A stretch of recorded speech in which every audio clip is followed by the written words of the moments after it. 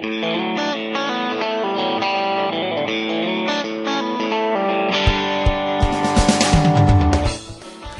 good news, though, is I think is that we've got time. So we've just started this project. Really got it off the ground about a month and a half, 2 months ago, maybe, I guess I would say. And so we've got time to fix some of these other things that we're probably not doing right either. So these are the goals that we had written up to get the funding and get the project going. You know, the bottom one is probably one of the vaguest goals or objectives you'll ever have, but it'll be easy to achieve, though. That's a good thing. So.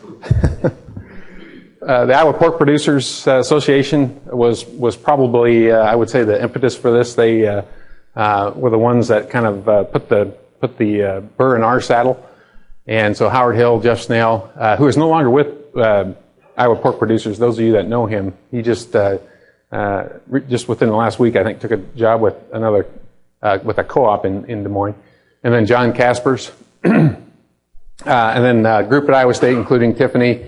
And most of you know Butch and Jim McKean, Jeff Zimmerman, of course, as well. And then Diagnostic Lab, Roger Main and John Berry.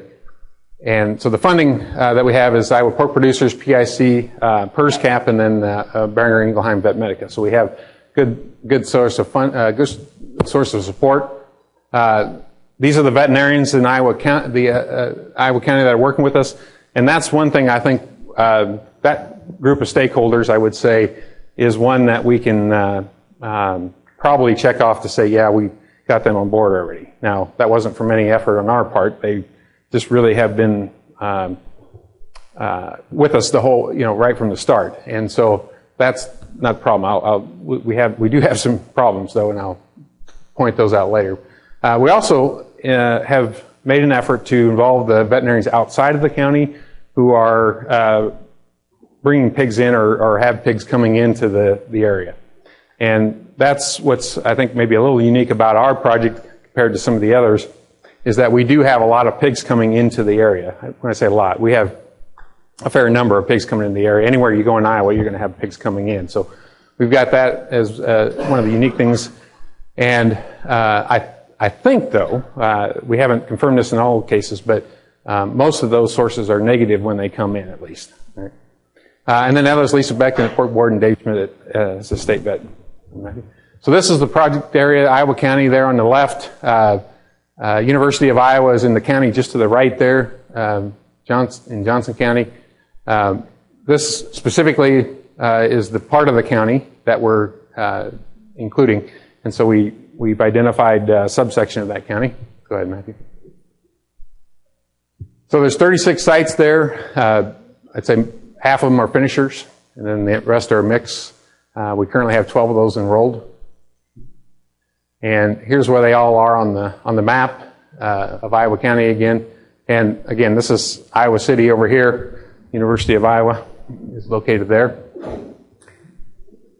And here's a map. This is from 2002, so it's a little out of date, but I think the story is about the same. Some of the less pig dense areas are probably a little less, or a little more, I should say, even less pig dense today. And some of the pig dense areas on the map are even more pig dense areas, more pig dense than they were in 2002. But fundamentally, it's probably about the same. So there we are in Iowa County. And so you can see this is a reasonably non-dense area, although you do certainly have to the south of that, you got a lot of pigs there. Washington County in particular there. Yep, go ahead. So what we're doing now, we're in the stage now where we're enrolling producers. We've got an enrollment form that we're collecting some information from them, and then the veterinarians are going out and doing the initial testing of each site. And we're covering some of the costs of that with the funds we have in the project. And then the intention is to complete pad drafts for each site. Okay. The routine testing of sites is done by either serum or oral fluids. So when we can get oral fluid samples and nursery finish, we're doing that. Otherwise, we're collecting serum. Sample sites with active PRRS infections to determine the presence of virus and characterize it. So one of the things that Dale and BI is doing for us is sequencing all the viruses when we detect them. And so that's one of the primary things that we're hoping to learn from this project and take advantage of our situation where we've got a relatively pig dense area compared to the other projects where we got pigs coming in from the outside. We're hoping to learn how the virus is moving around. So learn a little bit more maybe than we know today. All right, and then at the center of this is the herd plans, and each veterinarian's going to be responsible for creating those. So, okay. All right, so every site that we identify will have a herd veterinarian attached to it. Each site designates that veterinarian, and that's one of those. The situation in that county is where we think, at least so far, we haven't identified any sites that don't use a veterinarian. So we've got, and the veterinarians that they use are within the county. So we think we've got a one-to-one match for all those. The veterinarians are responsible, as I mentioned, for developing the herd plans with the producers, and we've got some work to do yet to define exactly what those will look like, but that's the plan. And they'll also do the risk assessments or the PRRS analysis, and then do the routine sampling of each site as well. Okay. So here's kind of where we are today, and again, we have 36 sites identified. We've got 12 of them currently enrolled. This is just a breakdown by herd size and by the type of farm, or by the stages of production, I guess. Better way to say that. Okay, go ahead, Matthew. And so here's the PRRS status of those. So depending on how you look at that, maybe so far we're being pretty successful because most of them have been negative so far. Now that is a function too of the early ones that have enrolled are the ones that are the most gung-ho about participating, and they're the ones that are negative today. So we don't expect that to stay that way, but that's where we are today yet. So, and we're coming into the PRRS season now as well, and so some of those will certainly change probably. So, okay. All right. So here's kind of the timeline. We had an initial meeting in August that was mainly sort of to gauge interest, and this was actually that meeting was. I guess it was after we had kind of funding sort of lined up, but we certainly didn't have the money at that point yet.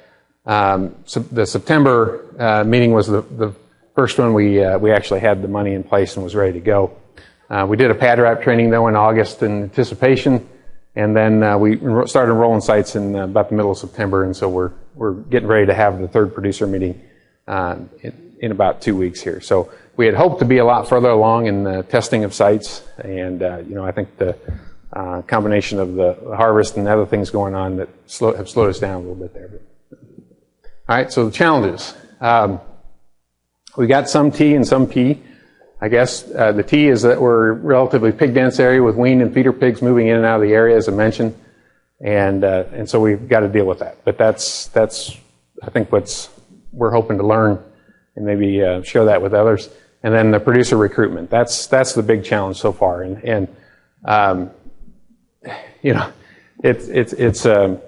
it is a matter of sitting down with them. I'm not sure we can do this on a group basis either with them to figure out, kind of what all their interests are. We sort of slowly learn over time, so-and-so's got a gripe about somebody else, and as long as they're involved, they're not going to participate. And, some other things.